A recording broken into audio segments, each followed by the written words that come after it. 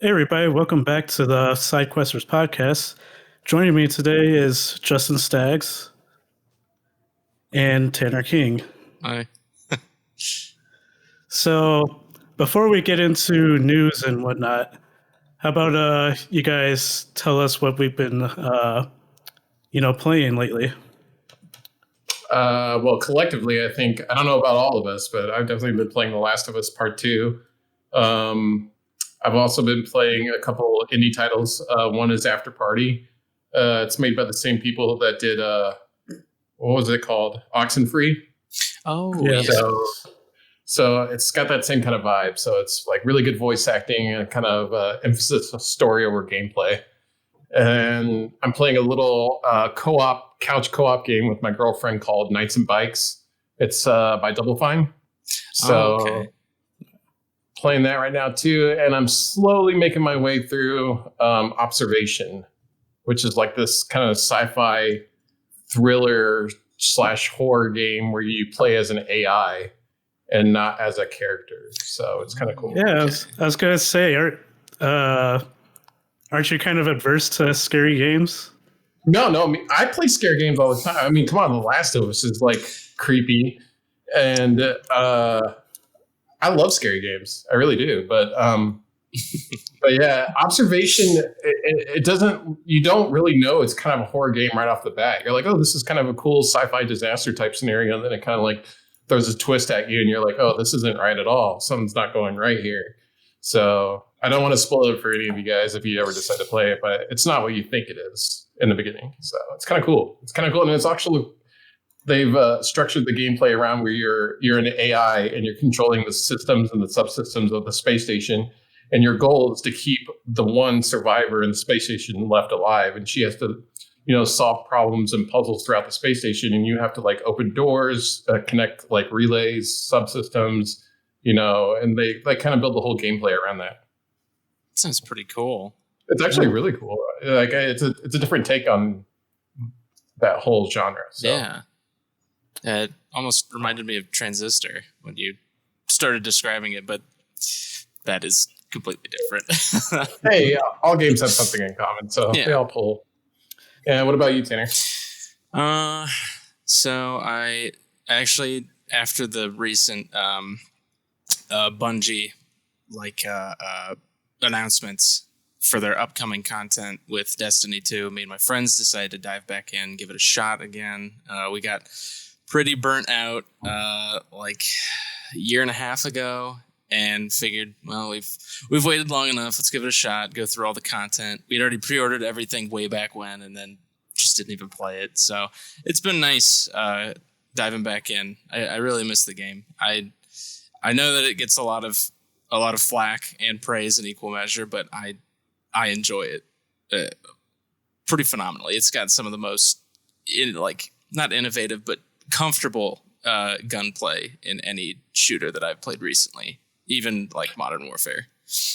Now, like Destiny 2, they did something similar in Fortnite where they had like a big community event, right? Like I don't play, so I just kind of follow the news, and there's like this big event that was happening that was like could be observed by everybody in the game. Yeah, so they do what's called seasons, and those come and go, and with them it's like a big story progression arc. So it's just like a huge event that throws everybody together. So for this one, it's Seasons of Arrival, where this mysterious pyramid thing that's potentially part of the darkness shows up on one of the planets, and you and all the other fire teams are sent in to investigate. And it sounds like there's some big boss that's trying to break off their like pact with the darkness and go their own way. And so you might help them, you might not. It's crazy.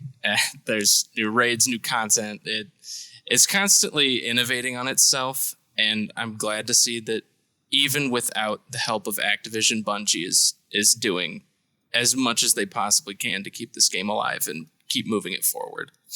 Yeah, it almost seems Bungie's kind of come into their own since like departing from Activision and really diving in behind, this games as a service content for Destiny 2, at least from the outside in, looking in. Yeah, definitely. I am surprised though that they are holding off on creating a Destiny 3.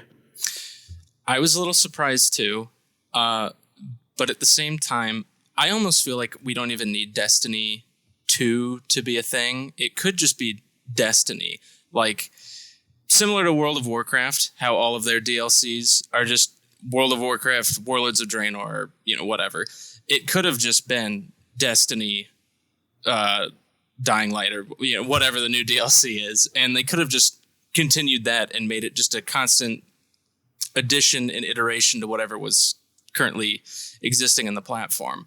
I think that they did need to move on to a new platform, so Destiny 2 as a new base and a restart, but I almost feel like they don't need to move into a Destiny 3 because the iteration right now is relatively stable. It's pretty good.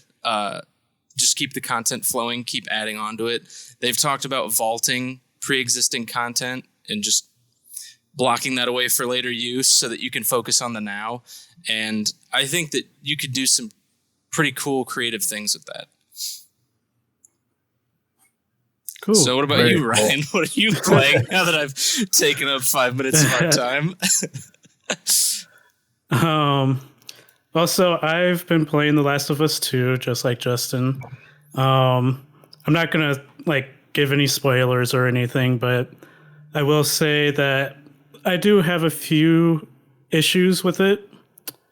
Namely, the pacing, and I feel like it probably could have cut out some areas in the game and to make it a more linear, well-focused experience. But I've been really enjoying it so far. I think I'm probably at 75% or something through the game. So I just made it to the hospital. I don't know how far behind you that is. It's quite a ways. Yeah. I just made it to the hospital. I get irritated, man. So when I'm playing that game, I try to conserve so Last of Us 2 has a really cool feature in it where most games restart by checkpoints. You can actually restart by physical encounters in The Last of Us 2. So say if you spend too many arrows or bullets killing enemies and you're like, oh, I just completely screwed that up. I want to restart everything, but I don't want to restart to the last checkpoint. You can restart from your last encounter. And I'll end up doing that 2 or 3 times because I kind of like to go full on ghost and to try to kill as many enemies as I can silently, as long as they're not infected or, anything like that. But yeah, no, go ahead. No, I was going to say that they're very generous with where you can start off, where if you say you die or something like that, they'll spawn you not very far off from where you were. Yeah, I don't know how far you're into it, but I feel like I put 10 hours into it already, and I feel like I barely scratched it. Now, is this the game where when you start it, there are different difficulty sliders that you can move back and forth to dictate how difficult certain elements of the game are? I feel like I saw that somewhere. I know they did. One thing that this game I feel like has done better than most games is provide that level of entry, creating getting rid of that barrier and letting people play it at whatever level they feel comfortable. But their accessibility settings are next to none as well. So they wanted to make sure people weren't they couldn't play this game due to any physical disabilities they had or something like that. There's high contrast modes, there's audio cues for people who are deaf, and there's things like that. I think that's really cool. Yeah, totally. That's one of the coolest features, I think. You can even turn the different subtitles into different colors and everything like that. Yeah, it's kind of insane. Yeah. Can we talk about dogs in that game though? Because those are the worst. Woo. Unfortunately, I haven't played the game. I'm honestly surprised that they made those such a big factor in getting rid of enemies. Because, there's a lot of people who are not fans of like harming animals in games. So like just from that perspective, I felt like it was honestly surprising that they had that in there. One thing I noticed that is it matters. They're really good at like conveying the emotion between different types of enemies. So if like two people are talking and you kill one of them, the other one will react and be like, "Hey, like Jen, are you still there? Jen, answer me," and she'll come and like investigate. Or if you kill the dog first, the guy will like alert everybody. But if you kill the guy walking with the dog will just stay by the owner's body.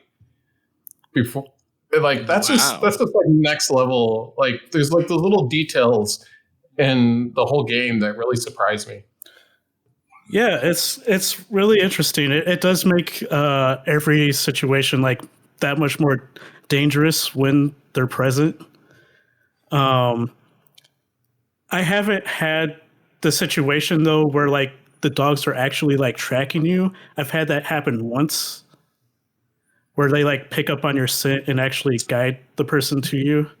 I think that happened to me when you're introduced to them first in the game, and then like one picks up on you and runs around. I've been able to avoid most of them since, but that's because I usually, sounds awful, but I take out the guy first and then the dog. If it works, it works. I feel awful doing it every time because they just let out this whimper and you're like, I am a horrible person. That's another like detail that they like really went in on in this game is every time you kill anything, like they will let out like grieving moan and everything. They won't just like slump over and everything. Like you can hear them like actually like choking on their blood or just physically in pain and everything. Okay. See, and it's probably the most gorgeous game I've ever seen on a console, just from a lighting standpoint and environmental design. Personally, especially for some of those scenes where like Ryan, you're walking through that one museum and you're learning how to swim. I like just the light coming in and everything all together. It's just, if they can do this with a PlayStation 4, I can only imagine what Naughty Dog's going to do with the next generation of hardware. Yeah, it's definitely going to be interesting to see how developers take advantage of the different features that PS5 and the Xbox Series X can deliver. I mean, it just goes to show, like, if they have enough time and energy and dedication and resources, they can just, like, you look at this game and you're like, why do we even need a PlayStation 5? Because it's just that good looking. I mean, like, and this was mentioned during Alana Pierce's podcast when Mike Bithell was talking about the PS5. He was mentioning how it would eliminate, or no, they're talking about Unreal Engine 5, basically. And I guess I'll leave that for later because it's not specifically about PS5. But anyway, the other game I've been playing was John Wick Hex. How is that? It's fine. It's not quite. It's all right. It's okay. No, it's a good game, but I was expecting something more of along the lines of like Invisible Ink, a game that's by Clay Entertainment. Mm-hmm. Yeah, it's basically a tactical turn-based action game where you play as John Wick, and like the main feature is like a run bar you see on the top of the screen. It shows you like how much time your actions take and how much time your enemies' actions will take, which will allow you to like measure like each outcome to your benefit. And then you have like 6 active actions, including like strike, push, take down, shoot, bandage, and throw gun. And then you have like passive abilities as well. like refocus. Um, let's see. Each act. The real question is, do you feel like John Wick? Do you feel like John Wick when you're playing it? It does a decent job in trying to replicate that. And you really like see it after like you complete a level and they allow you to like basically look at what you did throughout the level and everything, and they present it in kind of like a movie like kind of fashion and everything. But like my main problem with it was that it just wasn't as satisfying like per every interaction you ran into and everything. Like you could usually end up like brute forcing your way through.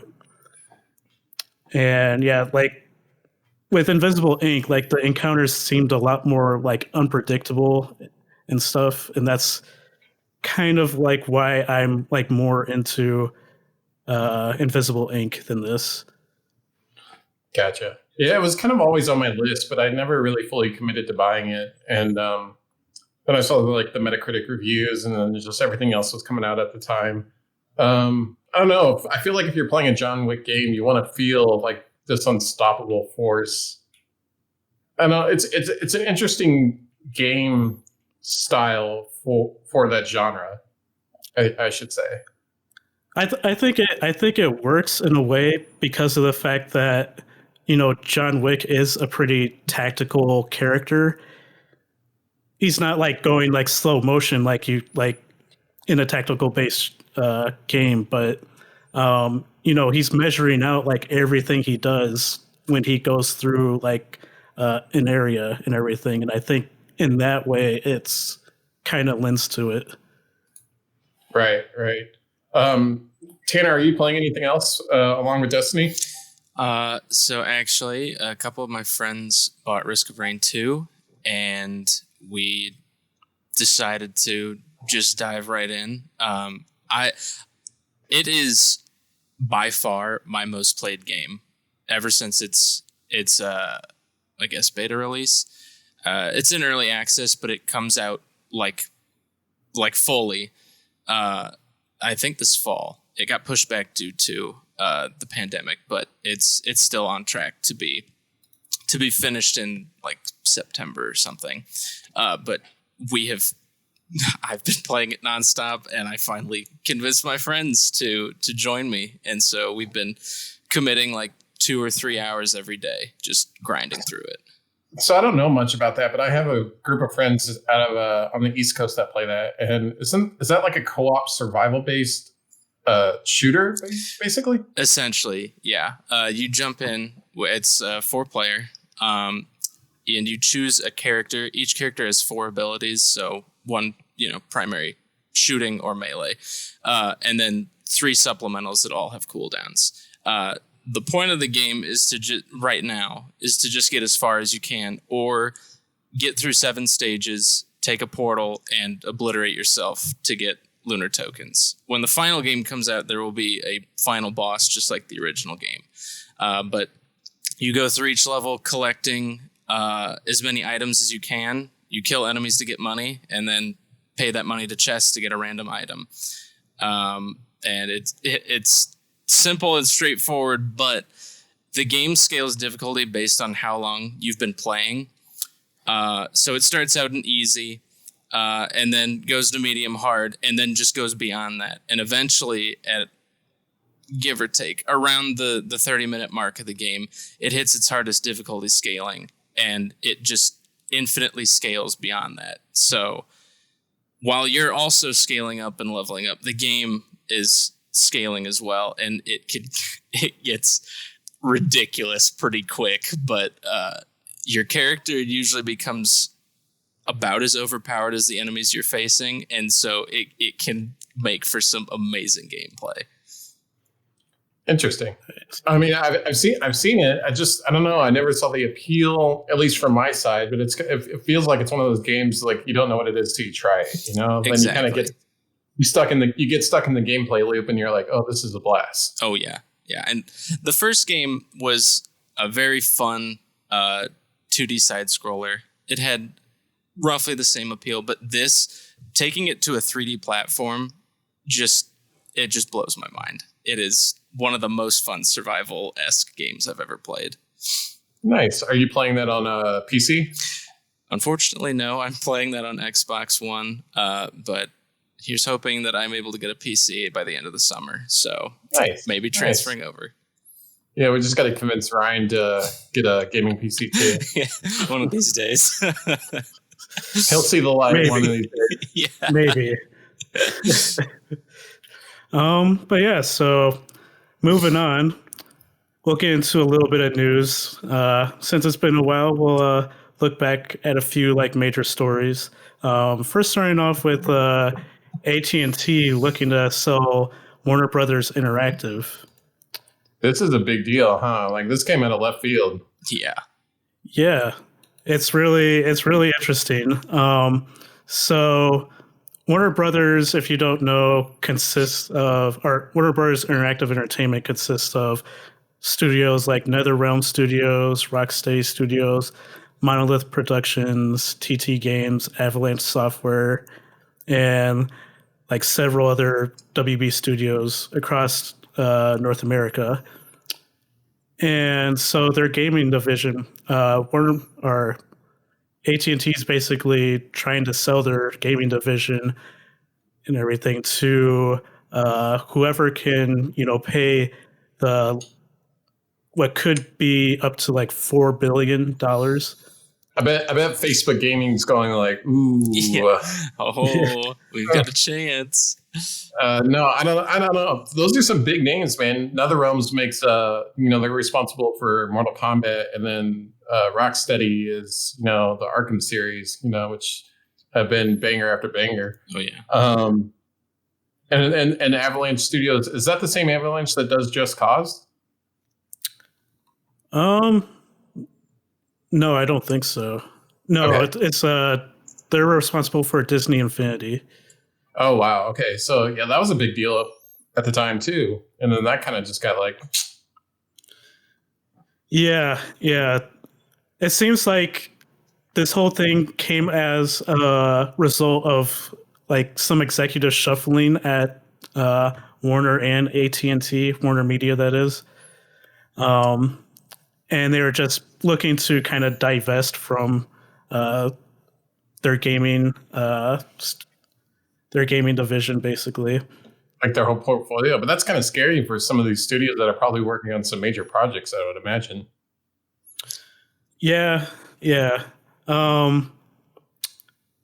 I think there's been rumors that like Microsoft has been interested. Dude, if they were smart, they would just buy the whole lot. Yeah. I feel like the Xbox. I'm not big on exclusives, but I understand why they exist. Mm-hmm. To push platforms forward. But other than like Halo, and Forza and Gears of War. Gears of War. What does Xbox have? Not a whole lot. If they could grab Batman, that's a big deal. That would be insane. And if they could grab Mortal Kombat, that's even a bigger deal. So we'll definitely see in the next couple of years, because Xbox has like a huge stable now that they've acquired all of those studios. And yeah, I feel like they're doing a much bigger push into creating an ecosystem that can deliver really exclusive, interesting first-party titles. Yeah, especially using the Games Pass to, get all of those out there for people as like an open platform. That whole thing is just a genius way to let gamers enjoy multiple games, and I don't know if that's the future of gaming or if some kind of subscription service is. At least in its current form, it's pretty affordable. Mm-hmm. I use the one for PC, so I use Xbox Games Pass for PC, Mm-hmm. and I've gotten all the Halos. That's how I played a Plague Tale. Oh, all the Gears, everything's on there, and all future first-party Microsoft titles will actually drop on it too. So yeah, it's incredibly affordable, essentially, and it's so convenient to have just essentially a huge library of games that you aren't like pressured to buy day one. You can go in and test it out.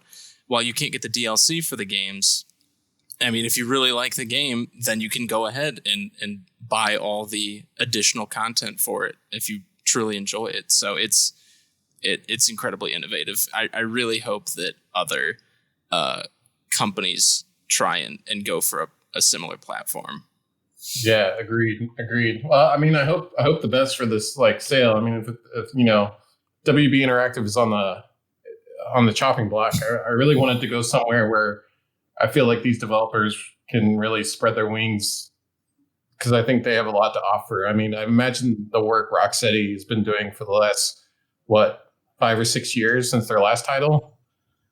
I mean, you know something's there. We just don't know what it is. Yeah. There was a website designation that said Suicide Squad kills the Justice League. I believe that's what it was. I did read about that. Yeah, that would be interesting.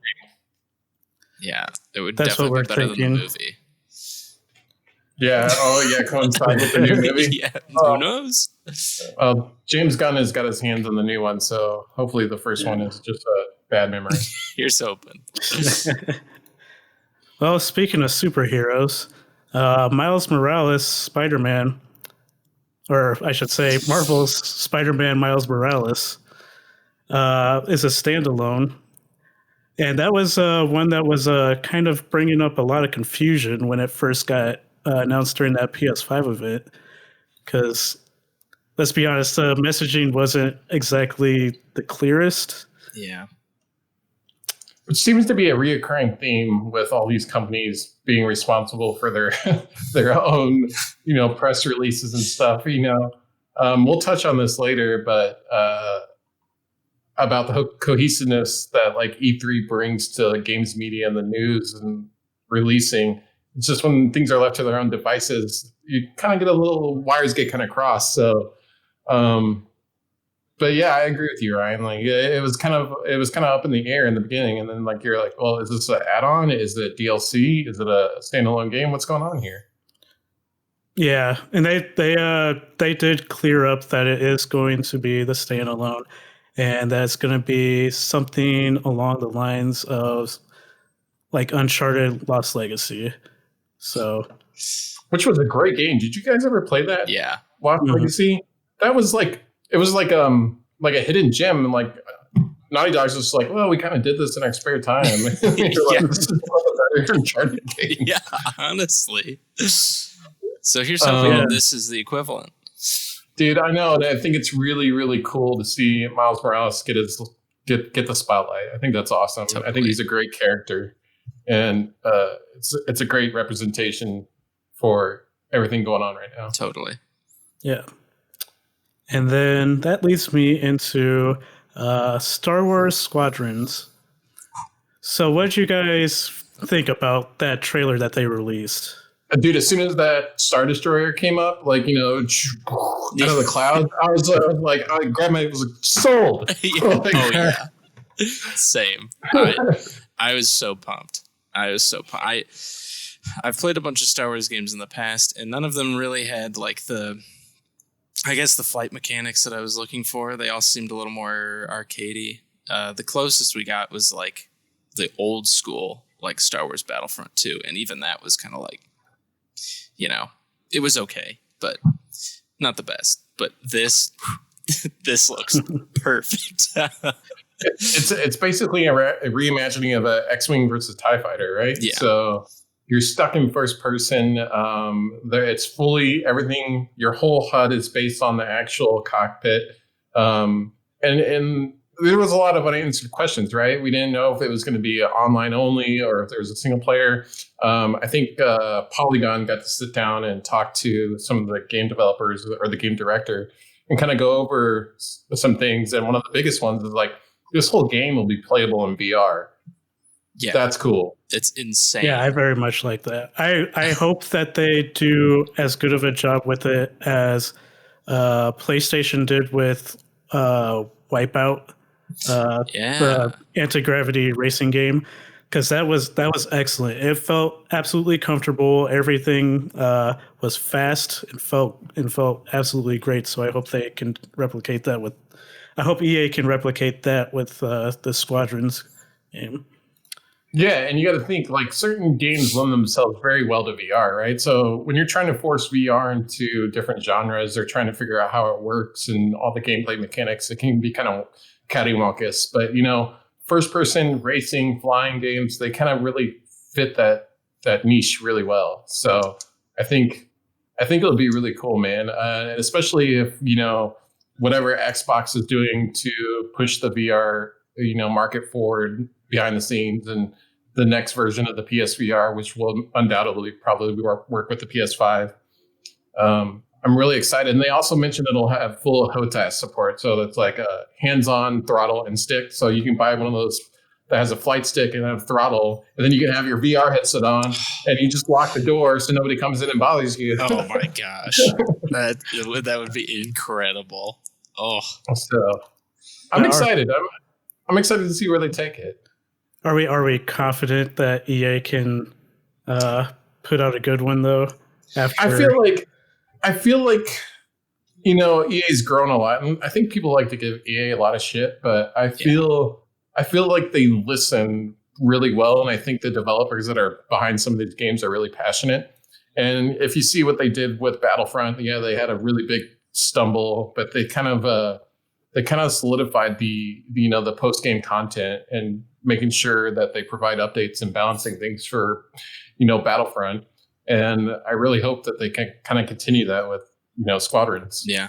I mean they sat on the IP for quite a while, and they haven't done like a whole lot with it, even though it's supposed to be up in the next year or two.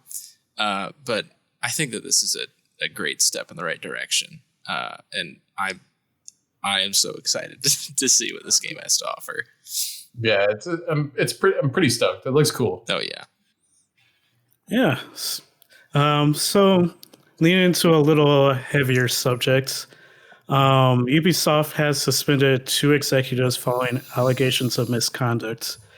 And according to a report from Bloomberg, Vice Presidents Tommy Francois and Maxime, I think that's how you pronounce it, Beelan, have been accused of at least 3 claims of misconduct. And this has kind of been a recent trend in the gaming industry lately, as many personalities has begun coming out, speaking about their trauma and experiences with other people in the industry, doing harassment and basically mistreating people. Mm-hmm.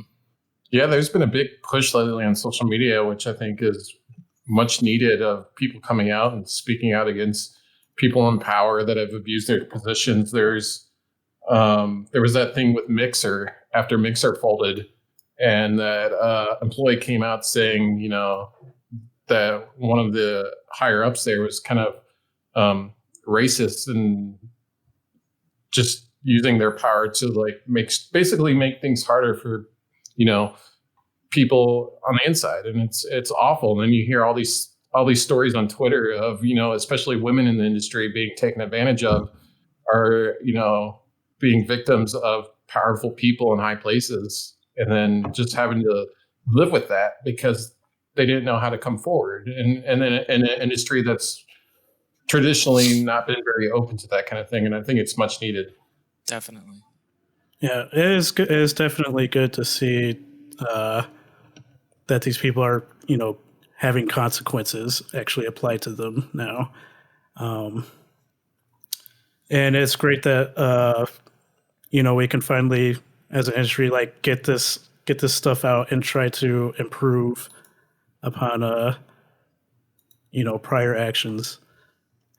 And so that leads us into our show topics for today.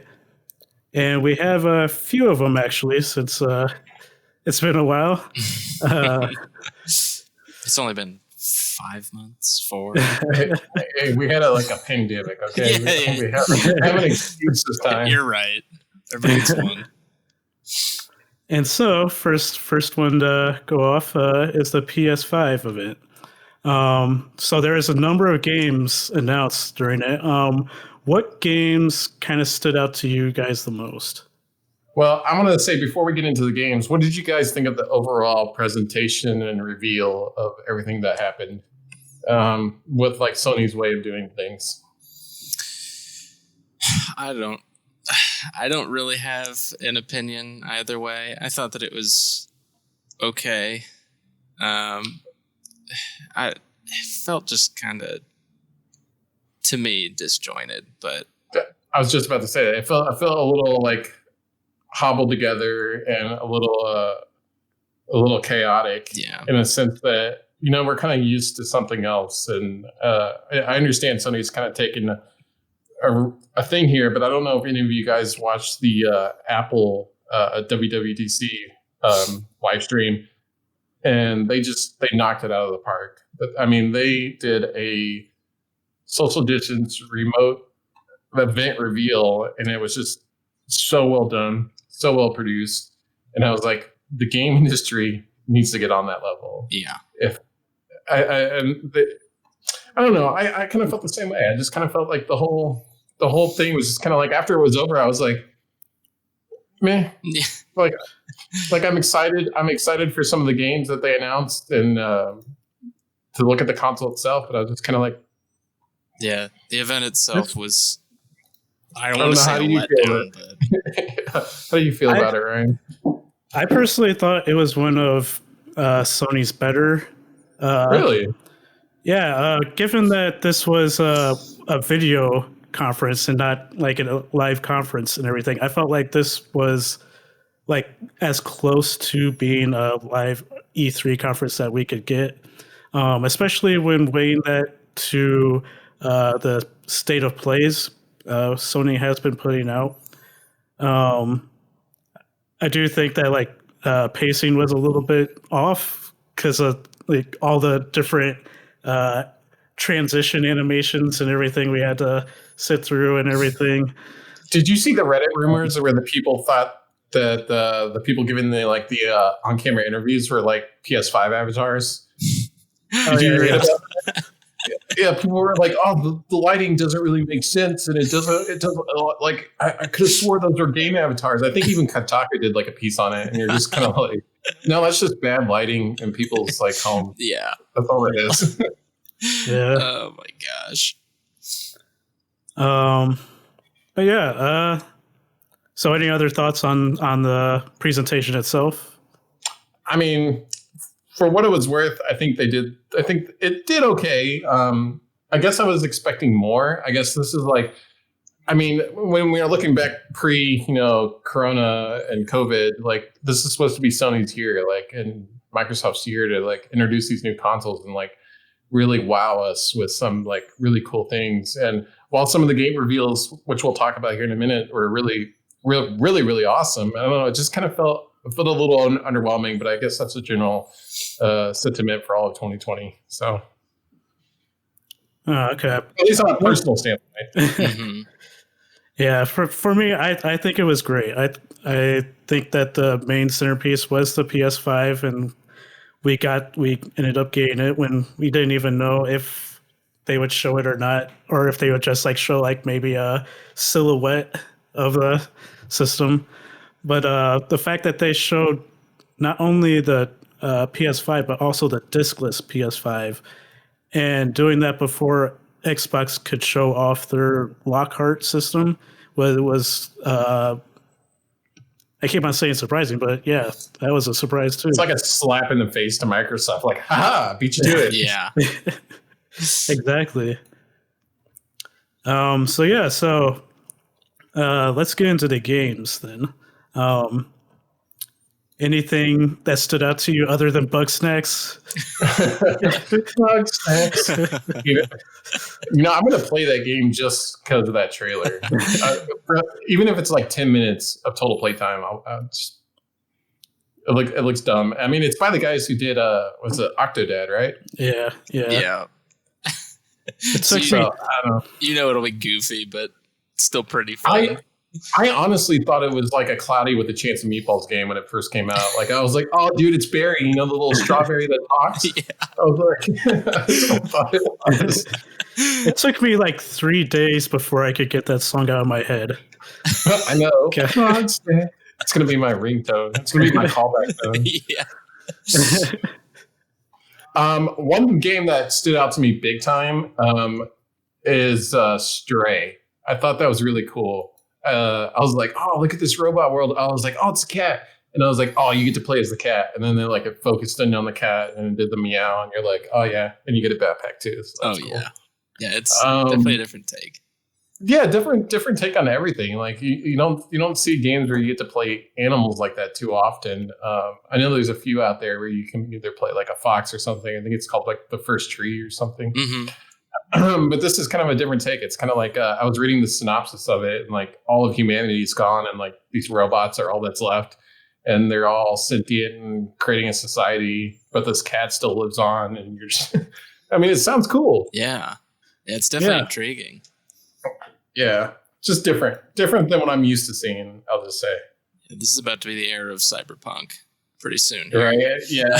Everybody's going for that like cyber aesthetic. Everybody's cashing in. Hey, I'm lobbying for a new Deus Ex game, so you know. Oh man, it'll happen. I'm sure it will. I'm sure Eidos is working on something, or what is it? Eidos Montreal? Who makes those? Yeah. So, but yeah, I wanted to touch on Ratchet and Clank as well, because I don't think I've ever seen a game that looked like it literally jumped, like it's a Pixar movie I could play. And I think that was one of the better representations of what the PS5 is capable of, just from everything that was kind of happening on screen at one time. Maybe not graphically, it's not like, honestly, I think The Last of Us 2 looks better. But I think with everything going on in screen and no loading times and just kind of jumping in and out of these worlds and just seeing everything just come together when you blow somebody up. I mean, it's cool. Yeah, that game was definitely made in mind of displaying what the PS5 can do. Because, I mean, just think about the rifts that were opening throughout that gameplay trailer. The fact that you can basically instantaneously go from where you are to that new area without any kind of loading. Well, there is a little bit of hidden loading where there's like a little bit of like purple space you see for like longer jumps. But other than that, yeah, like you see like how fast the PS5 can process stuff. And then you also have the ray tracing, which I don't know if you noticed, but they were actively applying that to Clank, and you can see reflections off of Clank. And, just the sheer, presence of everything going on within the level that they were in. Like the sheer amount of like objects and everything, just like, flying around and everything. That's just impressive. Yeah. Yeah, these new consoles are going to be something else. That's for sure. Is there any games you guys really stuck out to you? I know there's a few more, but I wanted to give the floor to somebody else. I really thought that Deathloop looked super cool. I mean, I love anything that Arcane Studios puts out, and this just looked like another first-person stealth / assassin game, and I am all about it. No, it definitely looks cool. And one thing that was kind of an unknown for me is, but I think they kind of answered it towards the end of that trailer, is like this will have some kind of like spy versus spy type gameplay, right? Oh yeah, and that for whatever reason, that is just a type of gameplay that I love, and I am self-admittedly horrible at stealth games. Like abysmal. And yet, like Assassin's Creed Online, when they had it, was some of the most fun I've ever had. And if this kind of captures that essence, I'm sold immediately. Now, do you like the idea that like people can invade your game? Yes, actually. That stresses me out, man. It is kind of stressful, and I actually did not like it in like Bloodborne or Dark Souls, mainly because I'm terrible at both of those games, and so that just added another degree of difficulty that I didn't really need in a game that I'm already terrible at. However, in these types of games where you're already like dealing with all the stealth elements, trying to finish objectives, this is just one more additional objective. And in stealth games in particular for me, if you can pull off the heist or whatever, like flawlessly, it's just like a euphoric rush. And to add the extra element of another player trying to stop you just adds that little bit of added danger to it that just really, it's just really appealing. And it's so satisfying if you're able to pull off the mission without them stopping you, or by stopping them as well. So I can definitely see the appeal. Nice. Is there any other games that stood out to you? Well, other than like, I think Keen Up Bridge of Spirits looked really cool. Mm-hmm. I want to learn more about Returnal. It kind of just looked like Groundhog Day mixed with like some kind of sci-fi horror, which seems like right up my alley. And then the new Resident Evil looked killer. Resident Evil's just kind of doing its own thing now, isn't it? It's like, it's not really zombies anymore, is it? No, it's become its own entity entirely, which isn't necessarily a bad thing. I mean, Resident Evil 7, I don't remember which one was the swamp. I never played 7. I still need to. Did you guys ever play it? I did, actually, yeah. I did the demo, and I think you said you got video of me freaking out. And that was when we went to E3, and I get stuck with this. Okay, here, this is the story of Ryan and I going to E3, and we're trying out PSVR for the first time, and I'm like, oh, dude, I'm stoked. I want to get like Rez or Resident Evil, and I get the fucking game where you have to like shift the blocks like Tetris. I'm like, well, this is dumb. And then Ryan's like, I got Resident Evil and I hated it. What? I just to fill in everybody listening, I hate playing scary games. They frighten me, and I am a coward. And doing it in VR is the absolute worst. It's like they're actually reaching out and touching you. Isn't it great? No.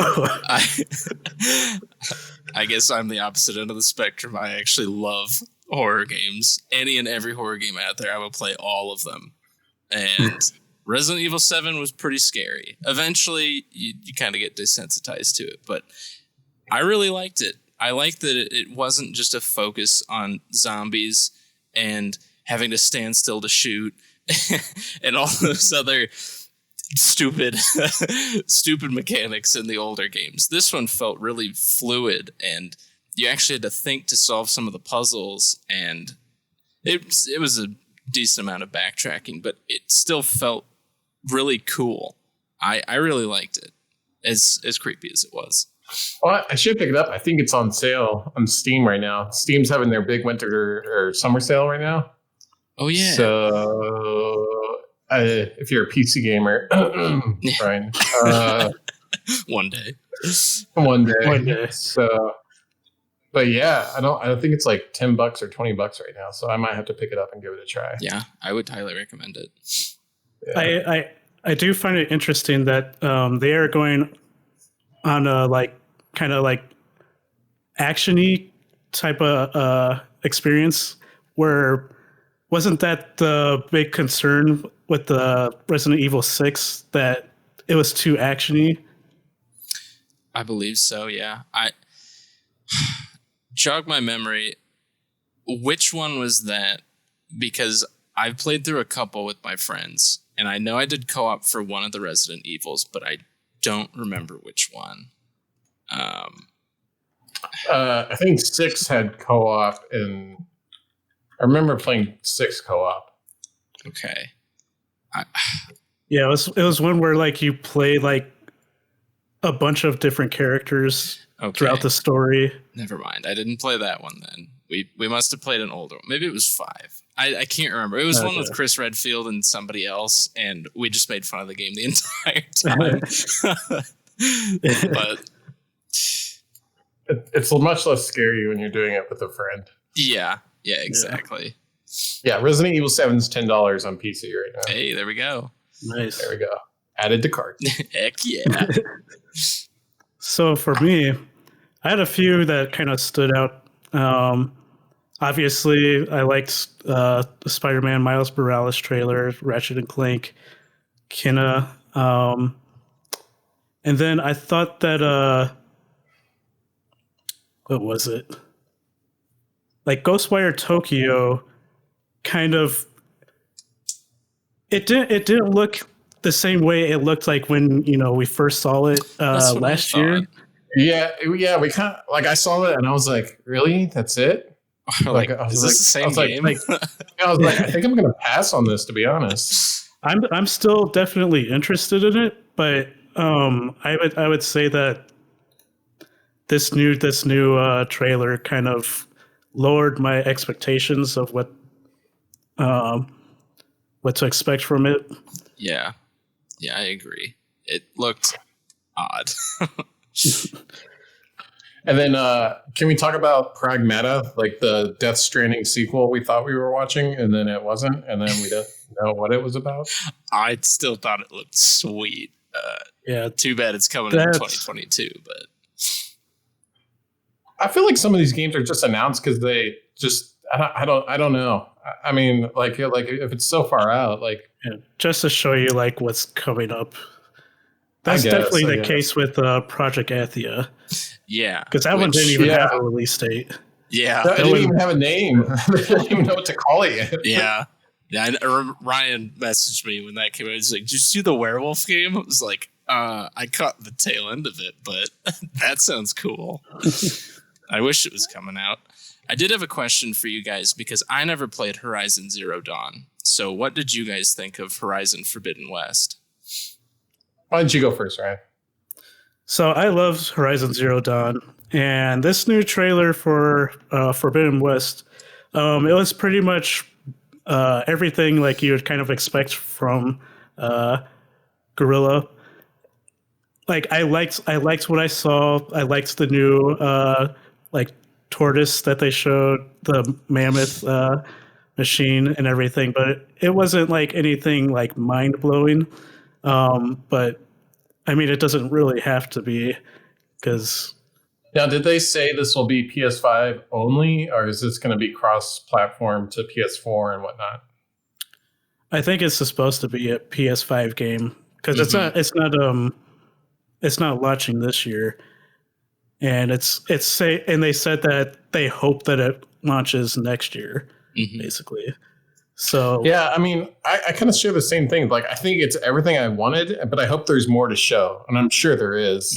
Judging from how big the first game was, and they're kind of expanding on this one, especially with like the whole underwater worlds. And I hope there's different ways of traversal. Like if we can find like maybe ways to fly instead of just do mounted options, things like that. I don't know. It's kind of cool to see more color kind of infused into the world too, as opposed from the first game. Yeah, it looks like it was going to be a lot more vibrant and everything going this route and everything. And I did think that the scenery looked absolutely great. I'm wondering if they're gonna like expand like underwater traversal, given that they actually show Aloy like swimming underneath the water with that like giant crocodile robot. Yeah, when you first see that, you're like, nope, nope.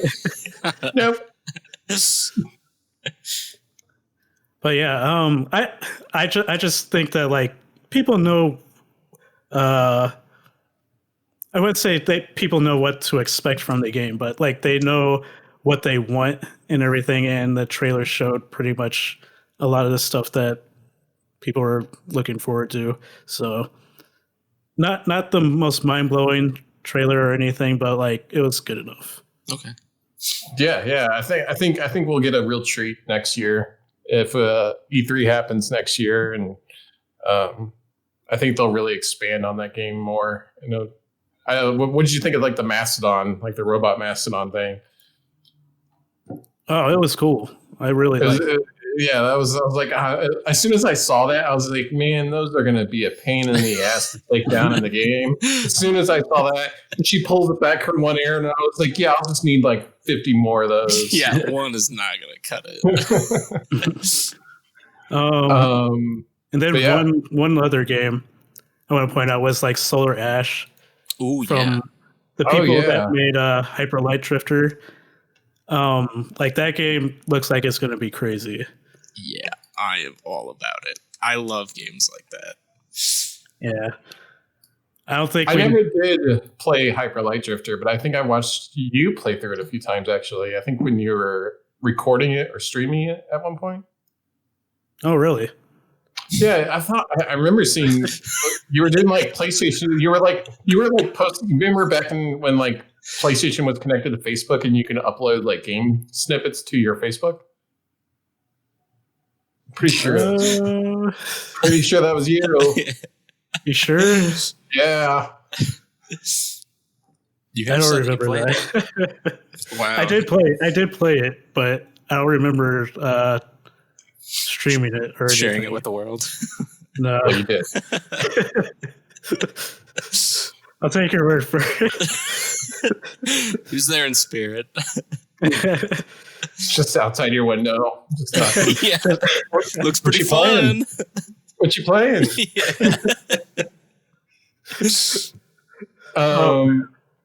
So onto the PS5 design, guys. Like, it looks so chunky, sleek. The chunky boy, though. I've seen so many memes, like just like it being on its side and looking like a shoulder, the Pokemon.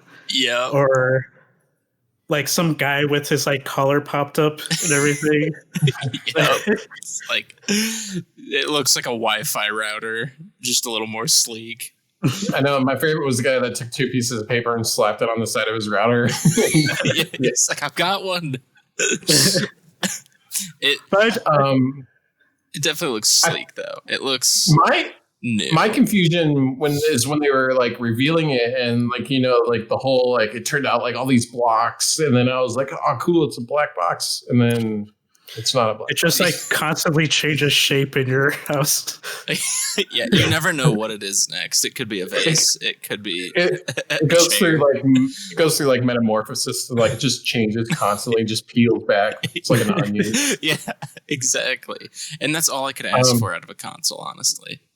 My biggest thing is I didn't realize how big it was. Somebody posted online. They figured out the size of it, and it's a chunky guy. It's quite a bit bigger than the Xbox.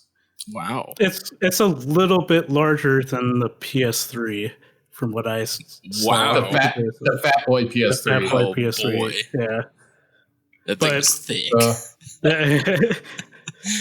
I did like the design, and I think I remember hearing that the size is to help it not only keep the components cool, but also to kind of muffle the noise, since that's like a big problem with the PS4, right? Yeah. So it turns into a jet engine if you're not careful. Yeah. So they've been like really careful to try and stifle that. So now, do you guys think you're going to go discless or disc? Probably discless. I think I'm going to go disc because I like having physical media, and I don't like the idea of like being limited to only, one type of media.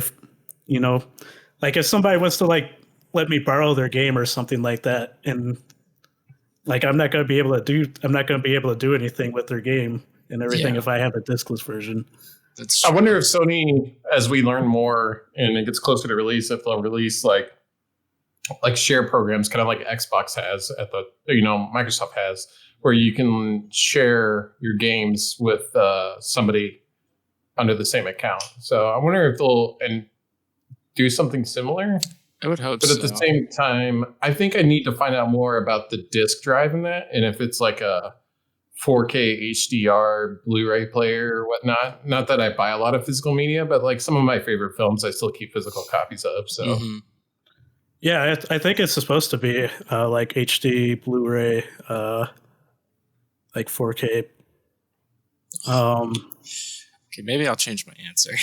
Yeah, to be honest, I'll probably get the disc version, to be honest. But at the same time, if it's like $100 difference, I mean, it's kind of still up in the air for me. And I'm sure they'll release more info when we get closer about what are the advantages of having a discless version as opposed to the one with the disc drive. And so that's pretty much it for the PS5 event. And now moving on to an event that just happened a couple of days ago. The Night City Wire Cyberpunk 2077 event. So I imagine both of you have seen it by now. Yeah. So like let's get into some of what we've seen. So let's address the trailer first. What did we think about the trailer? I think it did a damn good job. I think from what I've read of the press releases and stuff, the trailer was mostly a snippet of the intro of the game, right? Which is kind of insane because you watch the whole trailer and you're like, oh, that happens in like the first 2 hours. Holy shit. Yeah. So yeah. And journalists have had their hands on the game. Being able to choose between like 3 different backstories: Corpo, Street Kid, and Nomad. The Corpo being like the executive person who's like working for the corporations. Street Kid is like a streetwise kid that grew up on the street, obviously. Urchin. And then and then Nomad is basically the lone wolf kind of guy that's like living in like the Badlands of the area. And so like each backstory has like a pretty good amount of its own content, and it determines like what kind of stats you have going into the game. And I saw like some gameplay of it. And like the different options are interesting because like I saw the Corpo intro, and like the first scene you get is like V like vomiting, and then like looking at himself, and then getting into like a like fancy airship and everything.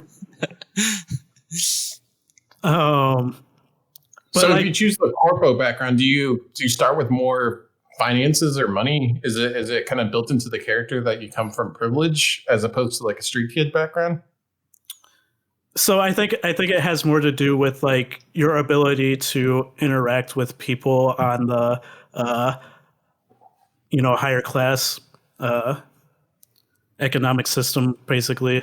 Okay. So for instance, like your partner Jackie and everything, when you are getting ready to do a mission and everything, like you're working with Jackie, a hacker named Debug or T-Bug.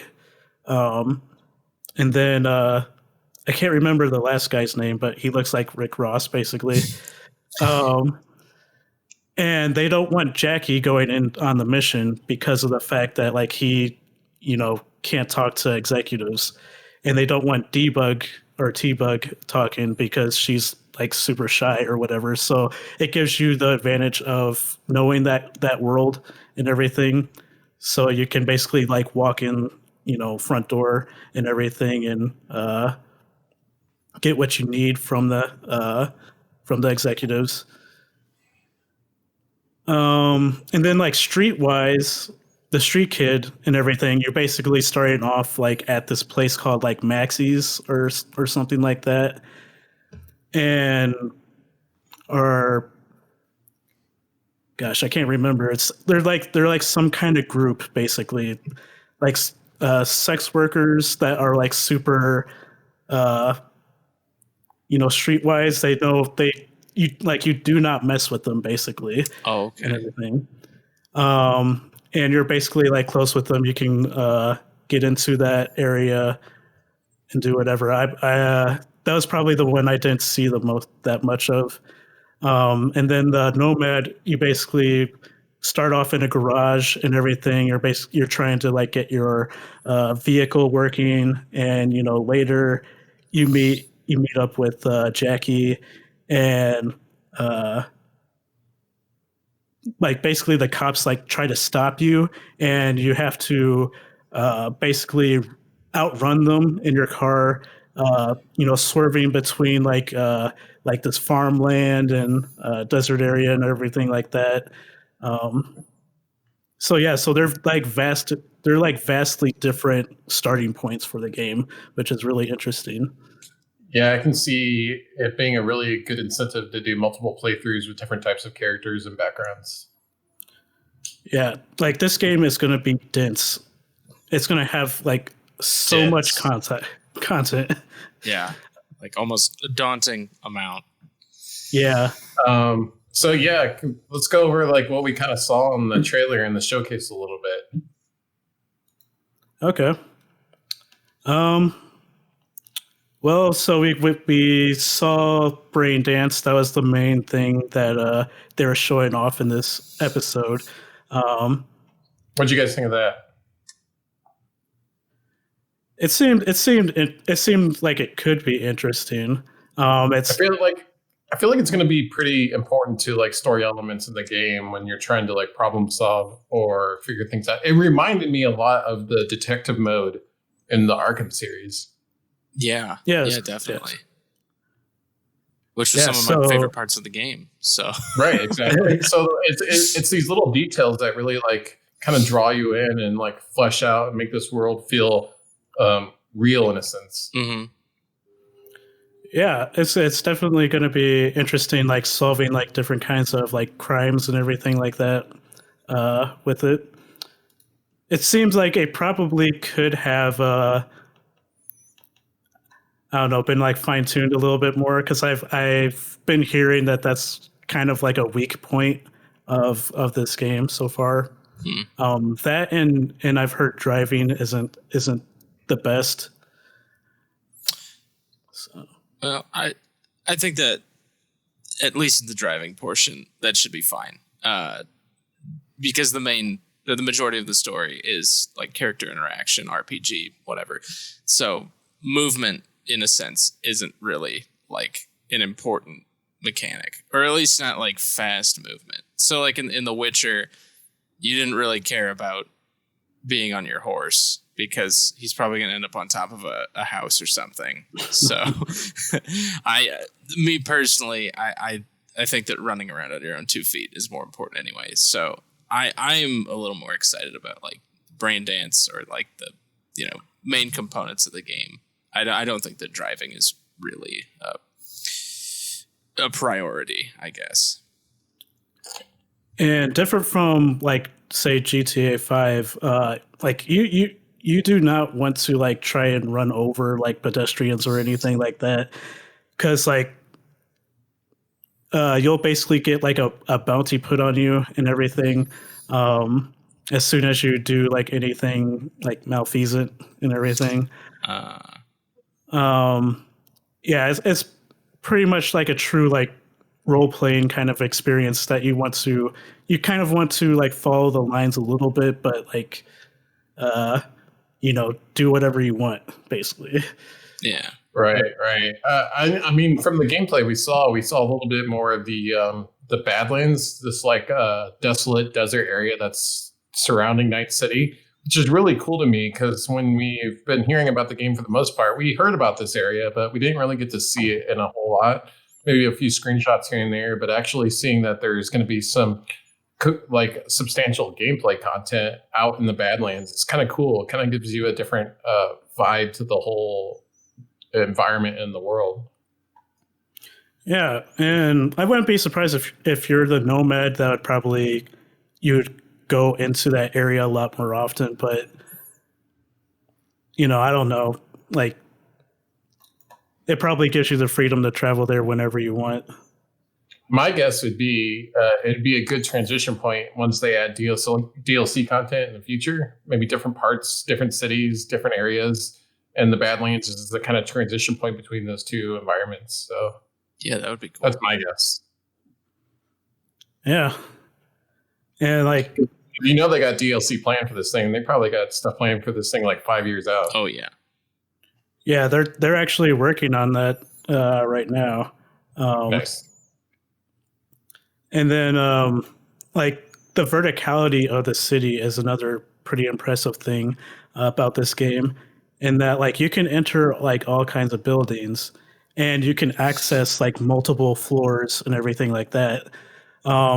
And that's been touted as like the more impressive feature of like the map, instead of it being just like super large. Sprawling.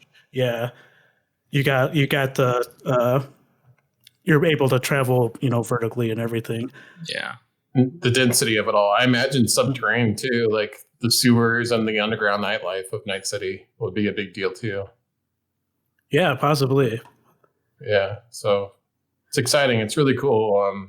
It'll be kind of wild, and then they even have multiplayer planned for in some capacity in the future. I don't know if it'll either be co-op or versus, but they said they're working on it. But it's definitely not going to be there at release, but it'll be something added on later on, which is kind of exciting. Yeah. Yeah, I'm definitely very interested to see like how this turns out. Because it could very easily end up like, being overhyped and like people not enjoying it as much as they're expecting. But I mean, everything so far has been very promising, and like journalists have been, praising it so far. So I hope it was. And I've kind of appreciated too that people get mad at delayed games, but I've never been one of those people to get mad at a delayed game. It just means they're taking the time and care to make it right, and that's kind of what CD Projekt Red came out and said. The game in the traditional sense is done. Like the core content is finished, and now they're just like they're tightening up like all these subsystems and all these little details in the quest and the story, and to make sure it's a more seamless experience for all of us. Yeah. And then they also announced Cyberpunk Edge Runners, which was not expected. No. Pumped. But it's being basically run by like the people who made like Kill la Kill and Gurren Lagann. Yeah. So I'm very interested in that. A really talented studio. Yeah. Studio Trigger is incredible. One of the greats of the anime industry. So and then it's being produced by Netflix, right? So they got that cheddar to throw. Yeah. Full creative freedom, lots of money. But only for 2 seasons before they cancel it. Right. Well, unless they get super popular like Castlevania or something, then you could see even more seasons, more episodes. And I feel like animation is, I don't know, I feel like animation is probably cheaper to produce than live production, especially right now. I would imagine. So maybe that has something to do with Castlevania's like longevity, as opposed to a lot of other stuff that Netflix produces that only gets like 1 or 2 seasons before they gets cut. Yeah. So hopefully. Yeah, so that's pretty much everything for Cyberpunk. And then going into Marvel's Avengers gameplay. Oof. Yeah, so I'm guessing your opinion isn't the best, Justin. No, man, hear me out. Like, I'm gonna play it because I'm a huge Marvel fan, and I really have a lot of respect for Crystal Dynamics as a developer. So I really feel like they're producing something that will be playable. just from looking from the outside in, though, it looks a little rough. I'm not gonna lie. The combat, I don't know if the stream was bad, but it seemed like they had a lot of performance issues in some of the gameplay we saw. And some of this, just like the designs don't seem very inspiring. Like, I've fought robots before, like, you know what I mean? Yeah. So I'll play it.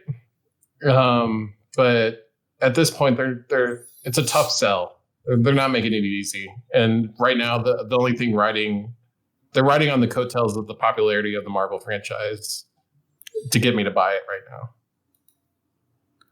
Yeah. What do you think, Tanner? I'm not a big fan. I honestly, when they first announced this way back when, I thought that it was another Ultimate Alliance game, and that like overhyped me. And then I slowly realized that no, this isn't Ultimate Alliance. This is just Avengers. And like Justin said, with this gameplay shown, it just didn't look inspired. It just looked average. Like every Ultimate Alliance game, you're fighting robots. It's like almost a staple of superhero games in general is you got to fight robots, because if you're fighting actual humans, well, someone's probably going to die, and then got to up the rating. So I don't know. It just didn't look great. I'm probably going to wait on it. See what the reviews say, see what other people think, and then maybe jump on it late. Yeah, there's some elements of the game that almost came off as like mobile title-esque. Yeah. Definitely like some of the animations. I wasn't impressed with like the sound design that was going on there. A lot of like generic cannon fodder. That reminds me a lot of like Dynasty Warriors. You're just basically smashing a button and dispersing hundreds of enemies and everything. Despite all of that, I'm still interested in it. And I don't think I've been this interested in a game and not known why before. I'm kind of with you, man. You got the pedigree of Crystal Dynamics, and you're hoping like maybe they're just showing us what they got, and there's still time to polish and time to really make it shine. But even the combat with Thor flying around, and you're just like okay, is this it? Like there was points where like the guy playing Thor like got hit, and like you're just like, okay, this just doesn't look very fluid. Yeah, it still looked a little rough, and maybe it's still very early in development, and it might be another year before we see this game come out. It might be a fall of next year thing, unless it already has a release date. No, it has a release date. Oh yeah, great. It was going to come out the same month as Cyberpunk was. Before Cyberpunk had the true contender of Cyberpunk has arrived. I don't know, man. One thing that really, really turned me off though, and when they were showing things off like cosmetics and all that, they were like, and some things will be purchasable in the marketplace, and I'm like, ooh, yeah, great. I'm paying $60. I don't want microtransactions in my game. Yeah. No kidding. I don't know. We'll see. I might fall in Tanner's, but I might wait till some Metacritic reviews come out and things like that, and just kind of see where it falls on the spectrum. If it's worth diving into. I mean, it's such an iconic franchise. It's kind of one of those franchises where you're like, how can you screw this up? Yeah. Like, it's one of those things where it's like people were hoping for something along the lines of like a Spider-Man, right? Mm-hmm. But we ended up getting something else entirely, something more like a Destiny and everything. Superman 64. Yeah. Or that Wolverine game. It would almost be sad. Well, I'm not sad. What word am I looking for? Ironic that if Avengers comes out and it's trash, and then Rocksteady comes out with a team based Suicide Squad game and they nail it, my gosh. and DC just like Yeah. Oh. in the video game space. So, Man, I honestly kind of hope that that's the case because their movies have been so abysmal. They need something. right, they need something to hold on to. Yeah. Yeah. And then that brings us to the last topic of the show. So without E3 this year, things have been a little bit disjointed in how games are being revealed and information is being relayed. It's just to the point where people, even journalists, are having a hard time like keeping track of everything that's being shown. So like what do you guys think of this E3 this year that we're going through? Well, I think it's a little wacky doodle. Yeah. Like the nice thing about E3, and even though it was kind of horribly ran and they needed to address a lot of security concerns and things like that, at least the nice thing about it was it kind of created like a cohesiveness around this news cycle that was kind of easier to follow. That kind of similar in vein with like, Gamescom in Germany. It's a good 3 or 4 days where it's easy to like follow what companies are doing. And then with COVID and this whole kind of free for all that a lot of companies are doing, you're just kind of, like Ryan said, it's kind of hard to keep track of. I've missed tons of game announcements or even live streams and things like that just because I didn't know they were happening, and there was no cohesive or like centralized place to kind of go and get that kind of information. And I don't know, it kind of a little feels underwhelming for me. That's maybe why the PS5 event was kind of like meh for me. I just felt, I don't know, with the Xbox being so early on in the year, and then PS5 and Sony, and then all these other developers kind of having their own events, I'm just kind of like, feels like a lot of work. Yeah. Without a main event to like get hyped for, and to know that like, exactly a rigorous schedule of, okay, well, Microsoft is talking this day, Sony's talking tomorrow, then Nintendo, and then we have all the other studios that are coming out to reveal their games, at certain points during those days. So you can tune in as you need to.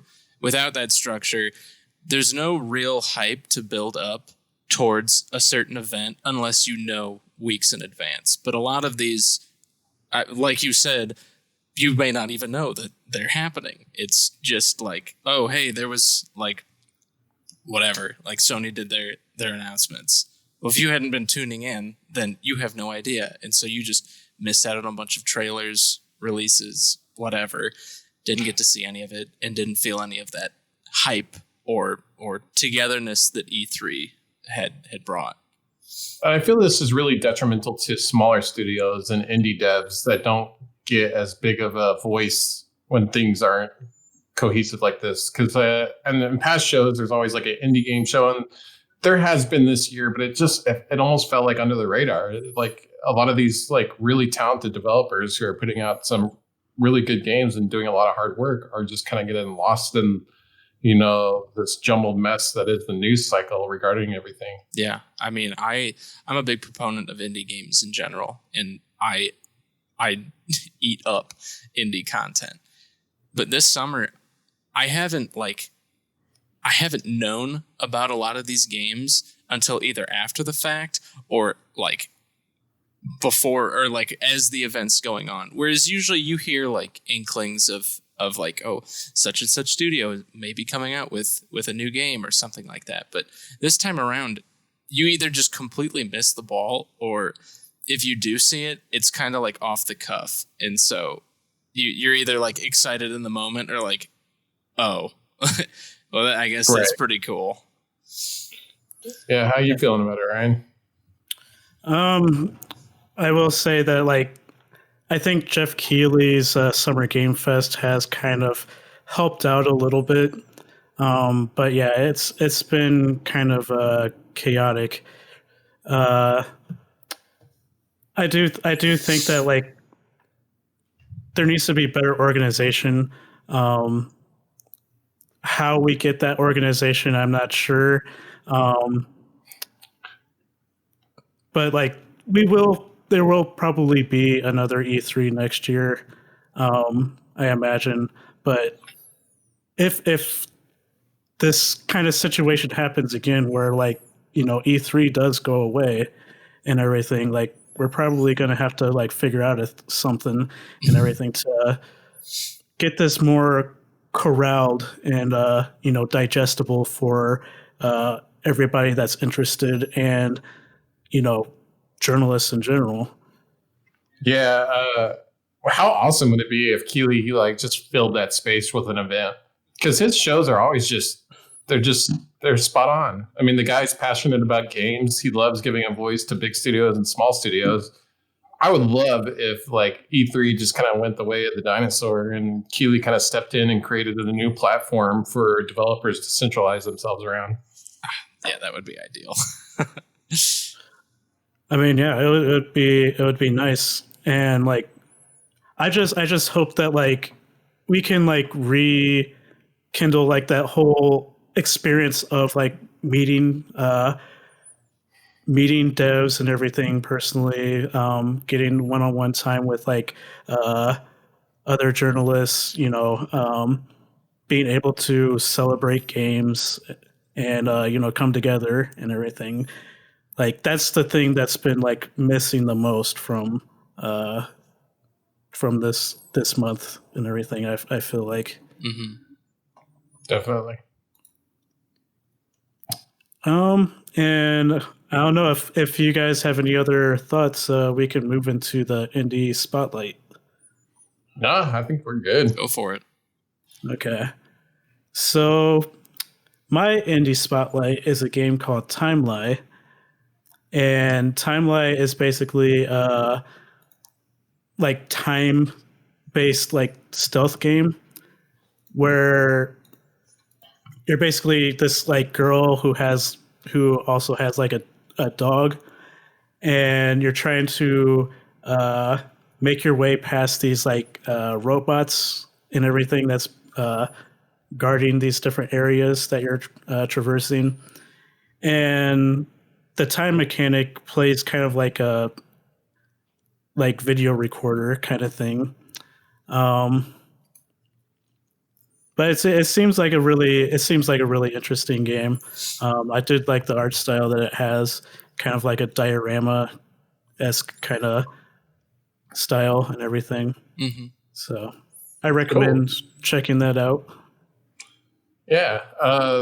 The game I was going to highlight is called Hard Space Shipbreaker, and it's kind of you play as this like grunt who works for this big corporate entity, and your job is to literally dismantle space junk, which is just floating in the Earth's atmosphere. And it's a fully 3D and immersive environment, and just kind of a different take on just gameplay. You have to go out there and you're assigned jobs, and how quickly you do the jobs and what you're able to salvage kind of determines your score. And that's kind of like the gameplay loop with a little bit of story sprinkled in. It's cool because they developed some cool tech behind it too. The small studio where you have this like almost laser gun. Think of like the plasma gun in Dead Space that can cut vertically or horizontally, and you cut into like these derelict spaceships or pieces of space junk just floating around. And your goal is to find certain salvage or just certain salvage to bring back to corporate so you can pay off your debt, so you can live a better life. It looks cool. I haven't got a chance to play it. I've watched a few playthroughs, but it's by a small studio, and it's currently on early access on Steam right now. Cool. I've been playing West of Dead since that was on Game Pass. Yeah. Actually, initially, when the first trailer came out, I wasn't all that hyped about it. It just looked like, another normal third-person shooter, sort of top-down. But it's surprisingly very fun. I'm a fan of roguelikes, and this has just enough difficulty and replayability to keep me coming back. I'm not a fan of roguelites, but like even that game like interests me. I've played a little bit. I played a beta of it, and I had a lot of fun with it. And I'll probably check it out in like a month or two. Nice. I'm looking it up right now because I couldn't remember. I couldn't put it in my head. Oh, okay. The flaming skull and all that. Yeah, I remember this. Voiced by Ron Perlman. Yeah. Is it really? That's awesome. Cool. All right. And so some game releases to look out for. There's really only one notable game, really, and that's Iron Man VR. I've played a demo of that, and it is very fun. They do a very good job in making you feel like Iron Man. And you use the move controllers in the same way that you would use the, thrusters for the Iron Man suit. So you're actually like putting your hands back and everything when you want to go forward. And then you're basically pressing a button when you want to like shoot your thrusters and everything. But like it does like a really good job in like, is it on rails? Is it kind of like a rail shooter, or is it more free flying? It's free flying. Oh, that's cool. Wow. Yeah, that's really cool. And they do a very good job in keeping it like very comfortable. I'm not somebody that gets sick in VR very easily and everything, but so take that as you will.